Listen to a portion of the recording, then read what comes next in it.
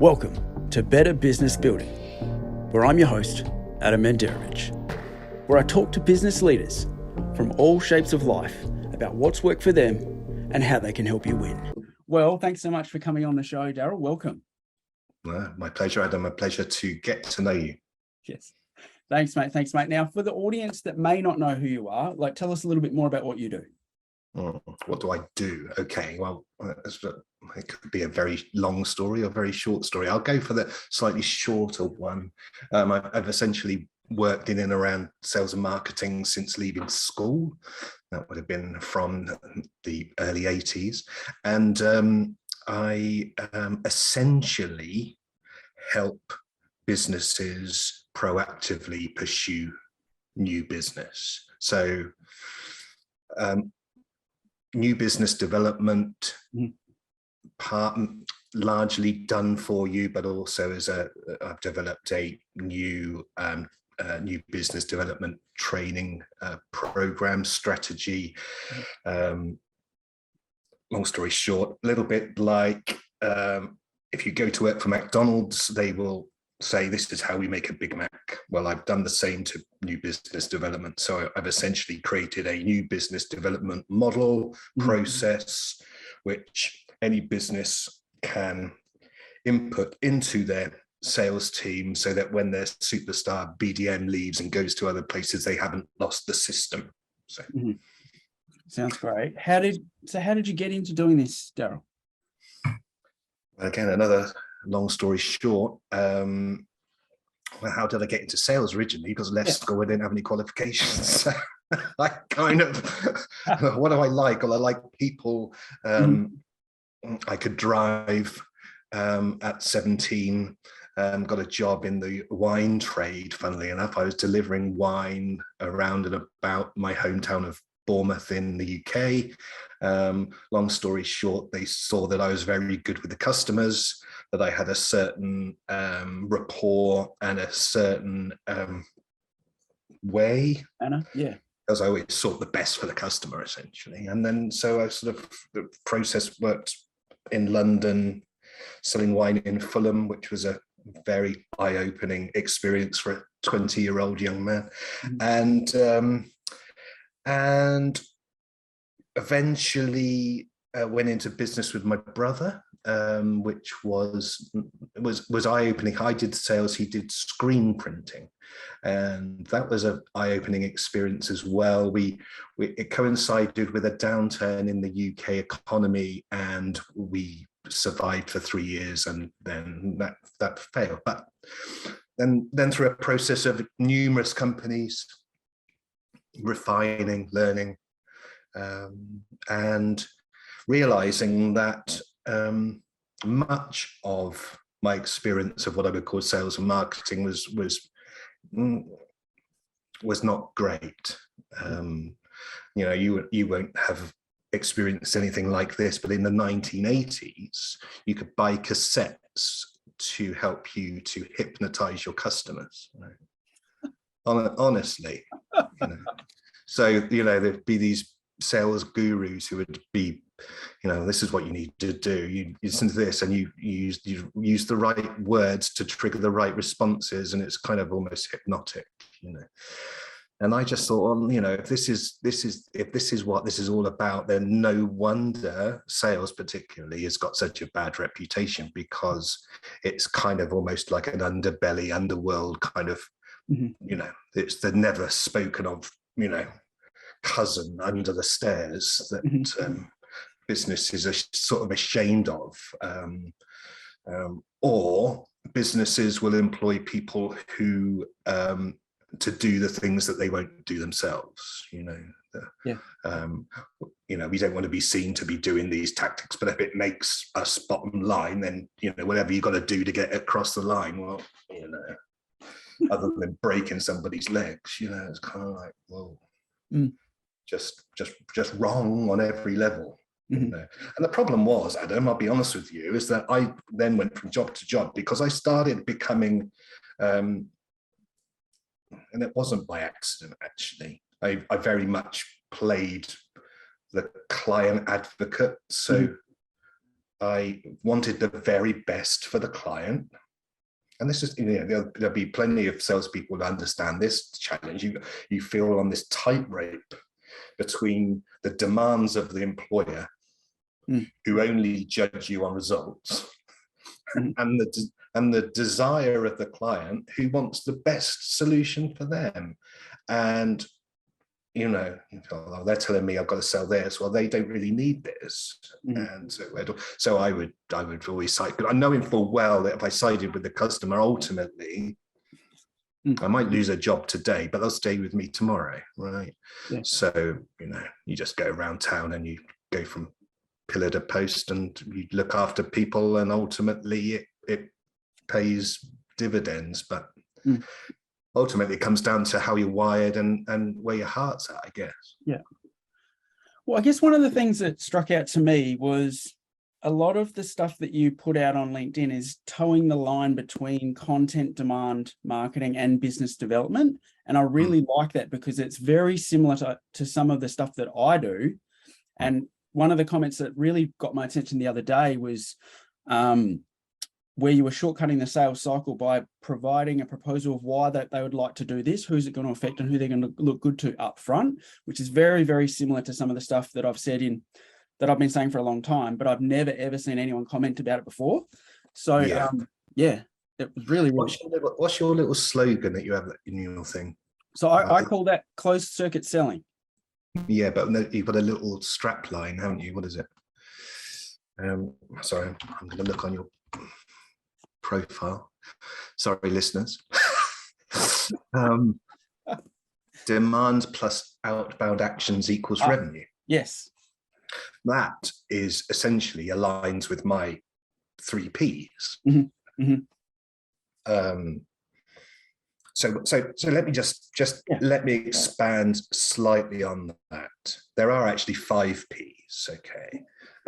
Planning, packaging, prospecting, positioning, and promoting. Your typical business will start with positioning and promoting, in my experience. They don't start with a plan.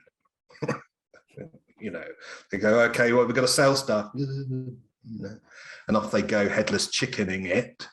Well, we're employing you to sell, get out and get on with it, but there's no plan. Okay, so what you're calling demand, you've got to identify what that is. So your plan will identify who needs it and why does it matter to them, right? Yeah. And if you can't do that, don't start anywhere else. Don't hop on to prospecting. Don't hop on to even promoting. Don't do LinkedIn, right?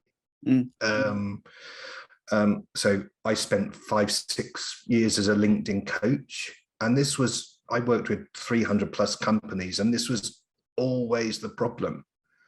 They wanted to promote and be present and be active, but they didn't know who needs your help, and why does it matter to them? Well, if you can't answer those 2 fundamentals, then I begin to question why you're in business in the first place, to be honest with you. But so there's reasons for that. It's because you're good at something, you're good at doing the thing, and you just assume that you'll build it and they'll come. Well, and they don't, and you wonder why 60% of businesses go bust within the first 3 years. Well, anyway, we can talk about that stuff. But essentially, the problem is people ignore the plan, right? And so what you call demand, you've got to identify what the demand is. So for me, it's kind of like, okay, let's break down the who into industry, geography, headcount, turnover, job titles, or, something that you can take to Sales Navigator and do a deep search for. And then you've got to understand, what is the pain point? Is it a pain point? Is it a result you can help them achieve? Whatever that might be, whatever your thing does, what does it do? Why does it matter to the person? It's as succinctly as you can put it. And again, sometimes it's like getting blood out of a stone, right? Trying to, you'll know what I mean. Because everything bypasses all of that. But I've just got my eyes transfixed on the bottom line here, and I can't, I need that number to go up. Yeah, but we've got to do this over here in order for that number to go up.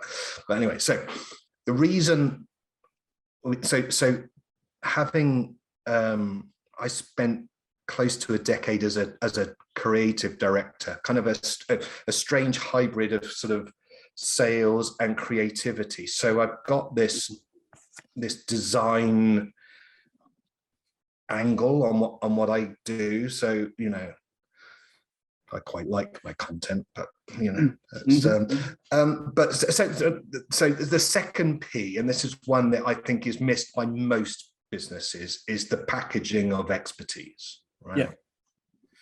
Yeah. So on a small business, on our kind of level, what is it that I do for you? What is it that I do with you? What is it that you do yourself? Are they three separate products? So I productize everything, right? Yeah.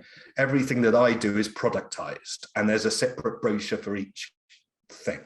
Yeah. Because I've understood that increasingly people want to be able to do most of the buying decision themselves without me trying to, I'm not going to try and, if I can't persuade you about knowing your problem and being able to package it effectively, then there's nothing I'm going to say to you with some fancy lingo that is going to, So the problem is for a lot of companies is they don't plan well and they don't package well. Mm-hmm. So they go straight into the prospecting piece and then blame the sales guy, because they're expendable. Yep. But the fault lies before that. If you haven't planned well and you haven't packaged well, and when I mean package well, so for all of my clients, we have a 6, 7, 8 page PDF document which identifies on the cover who the market is and their major pain point. Yeah. Then it introduces them very briefly, talks about we do this, this, and this to solve that, testimonial, and out the back page. And then when you get to the prospecting piece, it's and I don't know if I'm running ahead here, but it's understanding that you've got to respect people's time.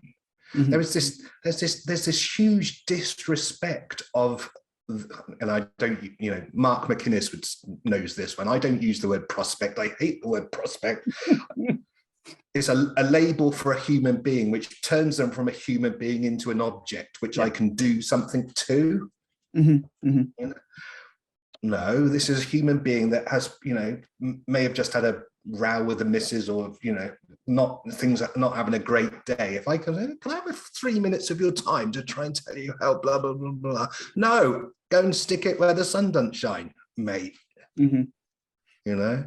So our preferred method is going to say, can we have permission to send you some information about company A, how they solved problem B for name drop company C. And if they say yes, we send the information, and then we would follow up the yeses. We don't try and half Nelson somebody into, oh, okay, just go away. I'll come out. I'll have a meeting with you. Just leave me alone. Mm-hmm. And that's, that's learned from 30 odd years of doing this stuff, is that you sort of think, well, the person on the other end of the phone isn't, if I approach them with selfish intent, then they have every right to tell me to shove off. Mm-hmm. You know what I'm talking about. Yeah. But yeah. Well, the problem is that some company owners would agree with that in principle, but in practice, you're answerable for the bottom line, mate. Yeah. But I think that the key driver for some of the behaviors of not the way that you and I would do it has come from splitting out of roles and silos, but also dashboard metrics, that they're being forced to make X amount of calls, X amount of emails. You have to send this. I don't care what they say, send more, make more, dial more. But that's not driving the right behaviors to make it customized and hyper-personalized to make it easier for them to say yes. So, The problem is, it's like the whole company is inside the wine bottle, trying to read the label from inside the wine bottle through the mist of red wine. Okay, what does it say through that?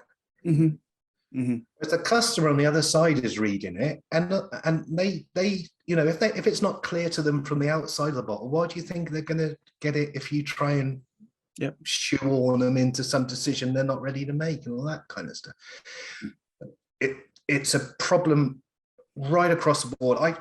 I've spoken to companies that have been in business 20 plus years. You go on their website and all they do is talk about the thing. Nothing about benefits or pain points or anything. It's just straight to we do this. We don't solve these problems. We just build this. Yeah. Well, and then they've got this particular, this is, and then you've got the whole culture of the sales team. So Mr. Alpha Gorilla at the top of the chain with his red tie and saying, well, you got to do this because never did me any harm, all that kind of almost kind of semi-military style of things, you jump to the sergeant major's tune, and here it comes along somebody like me, right? I'm not conventional. I'm a a bit of a touchy-feely kind of guy, way I am. And then I say, well, no, actually, we need to approach it from the perspective of the customer. Oh, do you? No, you just gotta pummel them into submission. No. So that's why, to be fair, I'm not a great fit for anybody that wants to do it that way. Dashboard metrics, but neither should people be. Because imagine how business would transform if we could do it the right way by putting the customer first.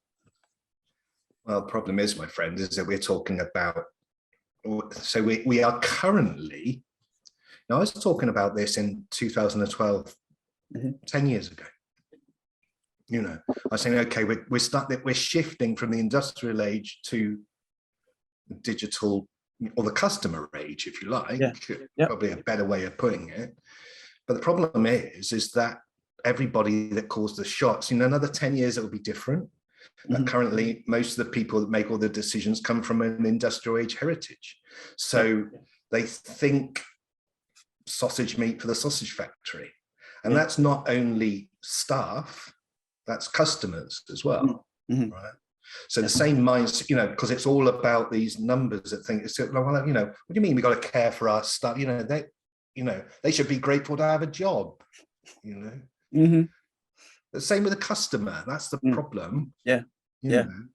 Because I have no, I'm sitting in my ivory tower in the head office at my desk. I've not had any direct customer contact for I don't know how many years. I've got I like the position of power, and I can, well, why are they not performing? Well, when did you last have a chat with one of the customers to find out if we're actually solving problems for them? Well, well, you're fired, mate. It's self-perpetuating. Well, I think that Alexander Lowe says it best in actually Justin Michael's book, Tech Powered Sales. That has to be C-suite led from understanding from that perspective, but they've got to be connected to the doing. So then I think Ryan takes it further in Outbound Sales No Fluff, where he says, well, what have they actually sold lately? I'm a big fan of Mike Weinberg's new Sales Simplified. It's probably 10 years old already, isn't it, that book? I mean, the outcomes will proof of the pie and all this kind of stuff is don't whip the monkey if the organ grinder's at fault, what I mean? It's kind of Well, there's a whole lot of learning there, Darrel. I guess well, I mean, just to say, I've got a lot of friends who work in what I would call kind of culture and leadership training in C-suite, and you know, it's a problem towards staff in general, you know. So if it's a problem towards staff, it would be a problem towards a customer, you know.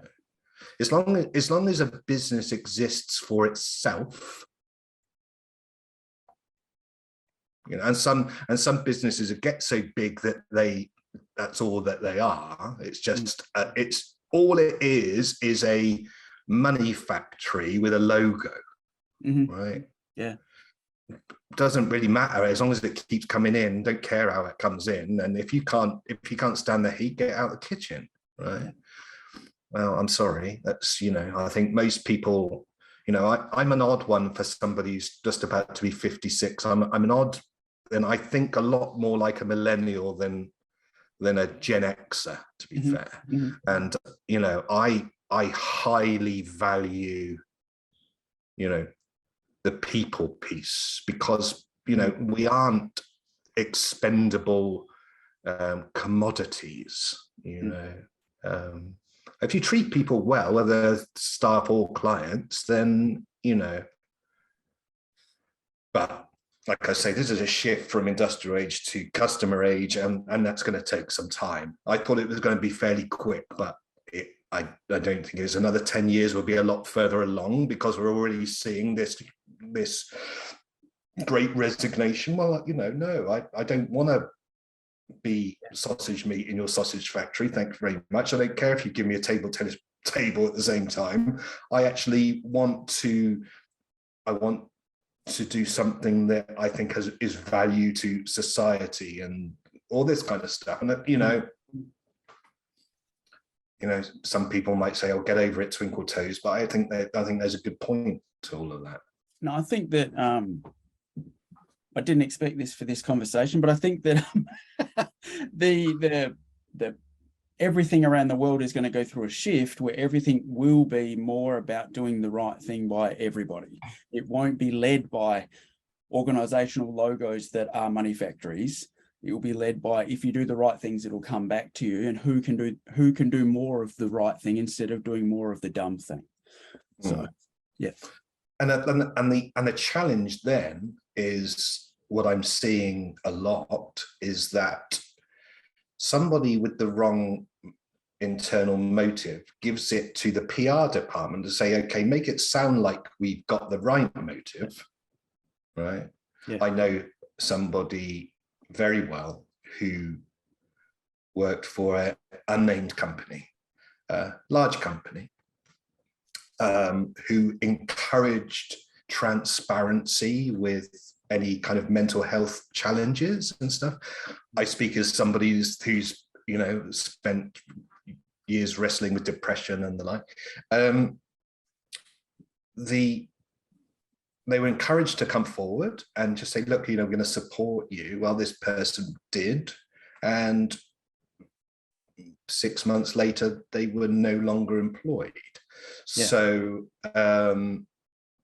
you know, don't say it if you don't mean it. Don't, you know, it's the classic, you know, telethon thing where, yeah, we're giving you $50,000. Look at the size of the logo on this check, you know. We're, you know, it's still coming back to the fundamental. This is just about business and dollars and everything else. You know, call me cynical. I don't think I've just been around a long time, you know, and because I work for myself, I can say it as I see it. So, you know. I like it. Well, there's a whole lot of learnings there. Getting into observations. Yes, yeah. Well, no, you would have had a whole lot of learnings along that journey. What do you think are some of the bigger ones that you've learned to be able to shape where you are right now? Well, if I go back to these 5 Ps again, just quick. I mean, I know I'm reverting back to the sales piece, but I mean, like I say, you know, on a practical level, because businesses, and again, this is putting culture aside. Right? You can't, you know, I'm not a culture thermometer. I just see what I see and I hear what I hear, and you know, I don't care what kind of massive turnover a company has if they're one very small aside. A friend of mine from South Africa said that when she was working for a mine company in South Africa, less than 11 deaths a year was considered a successful year, right? So if you want to see an example of what is expendable, I mean, but you know, let's be honest with you. You and I live in what you would call the affluent West, Western culture. We don't see what people go through to give us what we take for granted. So that's a whole other subject. Back to the 5 Ps. So most companies don't plan. Most companies don't package, or they'll just say, "I'll just send them a link to our website," which hasn't been properly planned. So, you know, it reinforces the problem. So they go to prospecting, and then it becomes you know, about the tactics. Right? Yep. I basically say, if you've got to rely on tactics, you've got your planning and packaging all wrong. Yeah. Right? You just have. You know, I don't care if you could sell ice to Eskimos, you know, doesn't matter. If I could give you something that's well planned and well packaged, you could double your sales of ice to Eskimos. So people jump straight into prospecting, and then or they ignore planning, packaging, prospecting, go straight into, okay, let's get ourselves on LinkedIn. They start doing content, which is essentially thinly veiled ads, always thinly veiled ads, and has no plan to it either. So, but so what I found was, every time I start working with somebody, I do a quick analysis of everything that they've done. Essentially, typically what happens is they kind of position themselves and package themselves with a slightly fingered crossed kind of way. So I say, okay, forget all of that. Let's go back to the plan. Let's create a plan. Let's package it. Let's then start prospecting before we worry about positioning, impact, and promoting, because feedback. Exactly. Yeah. It's market research.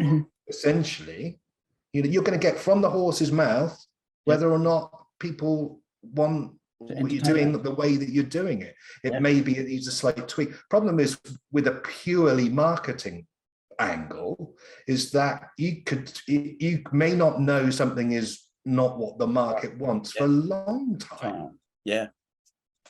You know, so if you think that you've got a hunch, so okay, you're selling to, you know, financial advisors and all this kind of stuff, and you've got a hunch that this is a solution to a problem that they continually have. Well, let's go to market with let's package it. Let's take a sample 100 financial advisors and let's go to market, ask them if this is something that they're faced with. If they have, and if you find that that's working, then you align your positioning and your promoting with the answers. What's working. Yep. Not the other way around.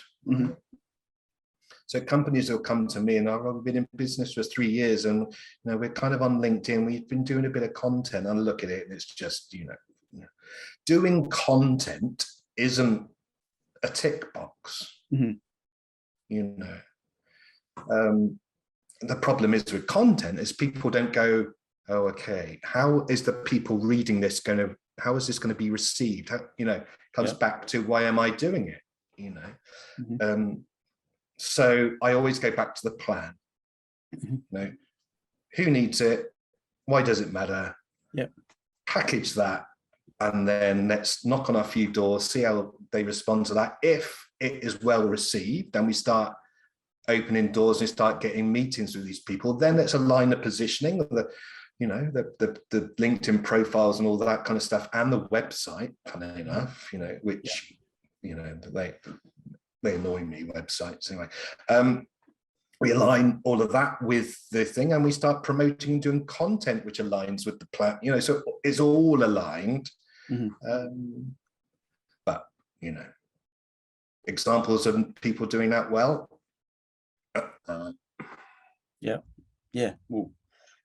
so winding back to what you said earlier, when you used to do that for LinkedIn as a service, like for people, Yeah. what are some of the craziest things that you would see? Like you would see people that just have a complete misunderstanding of what the platform is and what it can be used for.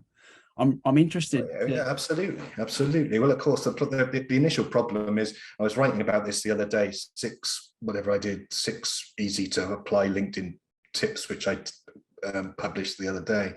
Well, the key thing is knowing what LinkedIn is, right? So people think, oh, it's a resume site, right? That kind of thing. Well, it's not what it was created for. Yeah. So it's created to be they wanted to create the world's largest professional network. Well, so that, because it's in that context that you and I have got to know each other a bit, right? Yeah. So people don't come to it understanding that this is a platform where I could potentially start conversations, build rapport, conceive relationship with people anywhere in a professional context, if you like. So the first problem would be that you go on to somebody, somebody might approach me and say, okay, can you do a quick analysis of my LinkedIn presence and activity? Well, I'll go on their profile and it reads like a resume, but they're actually looking for customers. I've got, proven experience in X, Y, and Z. Well, the customer doesn't give a crap about that, to be fair. Why would they? What problem, who's it for? Why does it matter to them? It applies to your LinkedIn profile as much as it applies to your website, as much as it applies to the way you prospect. So that's the thing. Understanding that your LinkedIn profile is like a shop window, and however effectively you dress the window will influence how many people come into your shop. It's just not rocket science, is it? No. Well, we don't think so. Again, just to say, people can't get out of the bottle that they're in to read the label from the outside of the bottle. There's this blooming cork in the way, right? I honestly, I'm going to, and this sounds like I'm of a soapbox, but in all the years that I did LinkedIn training, I could never understand that it requires a mindset switch, right? Which goes from business is all about me to actually business is all about me being a problem solver for you. Right? Until that mindset shift, and that goes from the top of the tree to CEO, everything else. If I'm CEO of a company, the company exists to solve problems or achieve results, whatever it is, for the customer. It's still the same principle. But it becomes about managing people and so many stories about that, mate. But so then moving on from the shop window analogy, well then of course your content is about drawing people to the shop, right? It's kind of and I know the big thing now, let me be honest with you, compared to 10 years ago, the circus is definitely in town on LinkedIn, right? So 10 years ago, I would send video messages. Nobody would do it. Now you can use Loom and do it in next to no time or whatever. But back then, you would have to record it on your phone. It would be a bit pixely. Stick it on YouTube, get the URL from YouTube, Paste it in, So, only, like it's possible now using voicage, and I thought, oh, God, what else he's doing it? But so the content thing is understanding this, that people don't understand how people buy, right? So, I might not even be aware that I have a need of what you do. And if I do, so I'm not aware of a problem, right? That's the first barrier. Next one would be, I know I've got a problem, but I don't know what's causing it. I know what's causing it, but I don't know where to find a solution, and I know where to find a solution, but I don't know about you. So, but the problem is everybody's going straight for the purchase, right?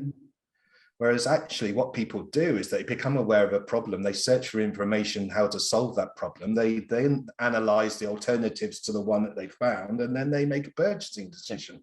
Well, my point is that, well, you've got to be there for all of those stages, understanding that the customer is king still and has been for a long time, and is able to decide whether or not they want to buy what you've got to offer. And increasingly, as you will know, there is a relational aspect, dynamic to all of that, which you know, which is still, even 10 years on, is still very poorly understood. 100%. But that's a massive subject, and I think so much of it is mindset, Adam. So much of it is mindset. I think you could. I've done workshops with many people present, you know, only to discover 6 months down the track that maybe 2 people have put in any of it into practice. So we default to what we know, and then that ties into some of the other stuff, the fear aspect, right? Or people don't want to hear what I've got to say, or, you know, or if you're a business owner, you know, the whole kind of fear of rejection thing, that, you know, please don't call my baby ugly. But you're not going to get any learning unless you do it.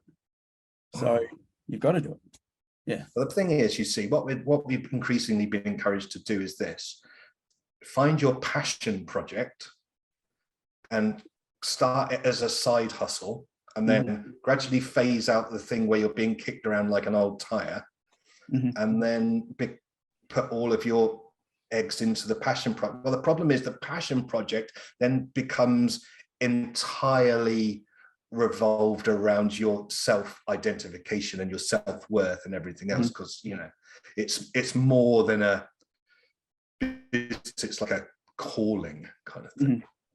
So as soon as somebody says your baby's ugly, you take personal offense. It hits right to the heart. Whereas you know, I'm only saying this because I've been there, right? When I started Terracotta, I said, okay, my first concern is to try and create something that solves problems, not to create something that I care about particularly. I know that sounds a bit, oh, you've got to care about it. Well, yeah, you've got to care about that it works. You've got to care about that it actually, you know, does what it says on the tin. But if somebody says, oh, that's a pile of dog muck, well, fair enough. That's what you think. Go on to the next one that's going to value for what you're doing. Yeah. Exactly. So that's, you know, I think that's a big problem that we have now. Entrepreneurship has become sexy, you know, it's become more about status than actually anything else, rather than the fact that, you know, well, actually, I've discovered this really neat way to solve this problem, and, you know, I'm going to run with this. It's like systemizing new business development. It took me months to break it down into component parts and say, okay, well, if somebody does this, what lever do we need to pull to be able to do that? I broke it down into the planning, packaging, prospecting, outsource the prospecting, and you know, working towards now outsourcing the packaging as well, so that it becomes a you know, not a machine, but, you know, as long as it works, you know. Of course, then you've got to manage expectations, because people expect you to be able to put, you know, press the button, turn it on. Dog feces at one end and you get fancy sausages out the other end. Well, no, it's processing whatever you put in it, you know. So if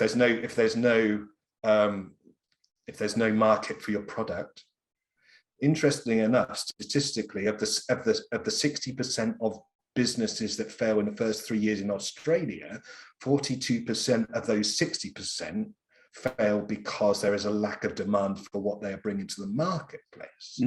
So it comes right back to, I know I could talk about this forever. I was approached by a gentleman who had invested all of his superannuation in creating and developing an app, right? And he'd come to me and said, okay, I've got all this, I've spent, all my superannuation on this. And I was like, oh, that's 300 grand or whatever it was, developing this thing. And I said, okay, so who's it for? And why does it matter? Well, so who's buying it already? Well, no, I need to get customer. Now I'm ready to get customer. I said, well, for 5 grand, right, we could have gone to the market, got a sampling of. Yeah, would they buy it? Would they use it? Would it solve the problem? Exactly. And you could have decided whether to invest your future in that app. I said, look, I'm going to be honest with you. I said, and I'm just going to say this as nice as I can. You don't want me to help you sell this. You want a scapegoat for when it doesn't work. Powerful. Yeah. And that is rife throughout the world of business. And that is, unfortunately, a lot of salespeople and marketing people, is that we get lumbered with being the scapegoat when things don't work. Right? Yeah. And actually, the company hasn't planned. They don't know who they serve and why it matters to them. So they've not been able to package their expertise properly, and therefore they're not giving good quality meat. So the sales team and the marketing team to produce good quality sausages. Yeah. Yep. 100%. I've just solved business, sales, and marketing in one soundbite. There you go, mate. Well, what a neat place to bring us straight into. Darrel, who do you think that you can help the most? Well, this is very interesting because I probably traditionally have helped companies, helped one-man bands, often in the LinkedIn space. Increasingly, I'm finding that I'm working with companies that have been in business for a little while, may have, I'm just thinking of one off the top of my head. I'm increasingly working with creative companies. So I've got a creative background. I've built teams and departments, mainly in the UK, in the creative and signage and the like. So I know the creative industries quite well. So I have a clients for creatives sub-brand, if you like, which helps creatives get clients, because traditionally they're very creative. Yeah, that's where all their energy goes. But you've got to, there's a commercial element to it. Yeah, you've got to be able to get customers for your creativity. So that's increasingly seems to be the kind of people that are coming. So agencies with maybe 6 to 12 staff that maybe don't yet, or even if they do have salespeople, because what we've not talked about is the difference between hunters and farmers, which is a whole other subject. People can get account managers who are very good at looking after accounts, but not very good at finding new business. Whereas I've always been the opposite. I hated looking after accounts and just wanted to continually find new business. And I think you've got to employ for both different roles. Yeah. So increasingly my clients would be businesses that have been in business for 2 to 3 years plus, and maybe you've got past that initial startup bootstrap stage, but want to kick on, but aren't necessarily ready to employ a sales team, but want a business development component to help them grow to the next level. That's kind of where it fits pretty well. Yeah. Do you also dabble in that arena with some of the marketing and demand advice as well, with the creativity? Because they might be able to theoretically go, well, we could do it this way, but you can go from a practical sense, you need to do this. Yeah. So what I do now with my clients, so I do offer the 5 P's. So we always start with the planning, the packaging, and then prospecting. Like I say, if that works, then let's have a look at your positioning and your promoting, and we can look at creating content together. Because I kind of know what works and what doesn't work. And, you know, and again, the problem is we're always going to, we're playing in somebody else's sandpit, you and me, right? LinkedIn is, we don't own the sandpit. So there's no point in getting uppity about when they decide to change the algorithm to favor video, or whether they change. When I was doing articles, 6 years ago, it was like you could get hundreds of views on an article within about an hour on thing, and then they switch it off, you know? So there's always going to be this kind of element of, you know, let's not get away from the fact that LinkedIn is doing this to make money. People don't like me saying this, but I'm going to say it anyway, we are lab rats, right? Running around their little course, oh, whizzy, and we're wondering why, you know, oh no, you know, I was having such success, I had such great reach with LinkedIn documents, you know, suddenly it's all gone. Well, that's what you have to do about that. You know, if you put all your eggs in that basket, the problem is, this is where coming back to, well, if you're not planned well, you know, if you're not packaged your expertise, if you don't know if the market wants what you're selling, why are you doing this stuff? Because everybody's doing it. Well, that's not a good reason to do it, you know? I'll tell you one other example. Kate, my friend Kate Lister in the UK, she's a florist, right? She saw that everybody was doing Instagram. She said, well, who else buys flowers? Well, you know, professional people buy flowers, you know. So she decided to, you know, and one thing she taught me, she goes, for every post that I do of a nice bunch of flowers or whatever it is, I'll engage with 10 other people's posts. And over time, you know, and everybody thinks that this stuff happens, you know, you put a coin in the slot, pull the arm, out comes the money. You know, over time, she said it, you know, you build up, because the more people engage with the content, the more reach it gets, and all that kind of malarkey, you know. But again, she said, you know, her content isn't all that. She'll freely admit that. The fact that she engages with people, they reciprocate. It's a kind of like, oh look, I've got, you know, yourself when you get those little red notification things on your screen. Oh, you know, and you go on there and somebody said something nice on your post or whatever. You go, oh, who's that? You know? And you go and look them, check them out. The shop window. Right? Oh, that's interesting. They do that. Oh, they solve that problem. Oh, I have a quick chat with my friend Bob. You know. You know. But it's a very human thing, sales and marketing. But the problem is that we've built in all of this data and everything else to try and dehumanize it as much as possible. Whereas my argument is, if you can have a conversation with somebody and build rapport with somebody, then they're more likely to meet you for a coffee. You've established some kind of rapport and relationship, and then you might not. I mean, I've got a friend of mine who've never done any business directly together, but he's referred me to tens of people. But you know,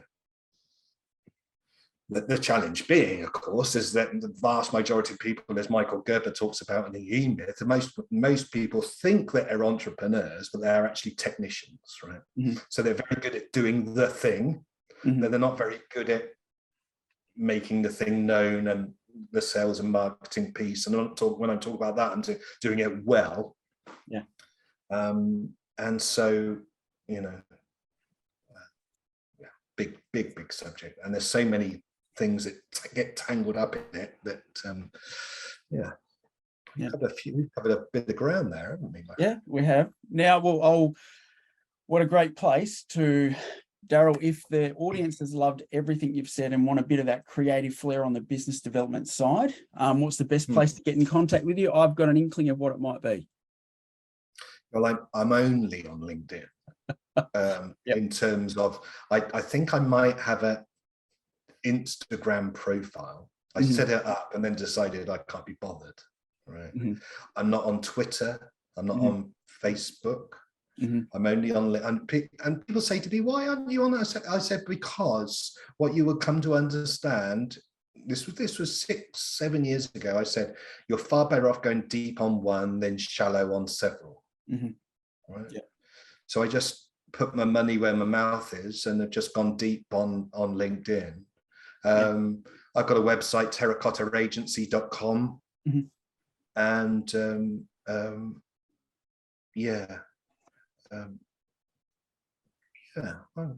you know, that's essential. I don't want to be everywhere. I can't be bothered. You know. No, you don't need to be. You can just direct them to where you want to go. But yeah. I mean, this is the thing, isn't it? You sort of like, you get somebody on there and they'll go, well, you know, I'm you know, I've got this many followers here and I've got this many followers. So what? What outcome? Show me the outcomes. Yeah. You know, as we talked about before, the outcome stuff, the outcome piece. You know, who's that guy doing in the US? I don't know if it might have been you who commented, and I saw it. Celex, is it? Celex? Yeah. You know, I mean, that's that essentially. I mean, to be fair, I mean, he's stolen a bit of March on me, but essentially that's the kind of model I'm looking at for Terracotta, where you can get BD as a kind of plug-in service. Yes.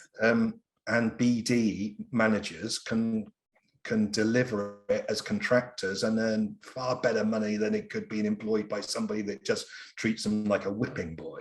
Do you know what I mean? Build their own business development tribe, get their own contractors if they want. That's ultimately where I'm going with that. Turn the system into something that other people can use. Excellent. Well, thank you so much for coming on the show, Darrel. I've really enjoyed our chat. Sorry, it got a bit dark here, but thank you so much. My pleasure, my friend. Thanks for listening. If you, like me, have received great value from my guest, please like, share, and follow. See you next time.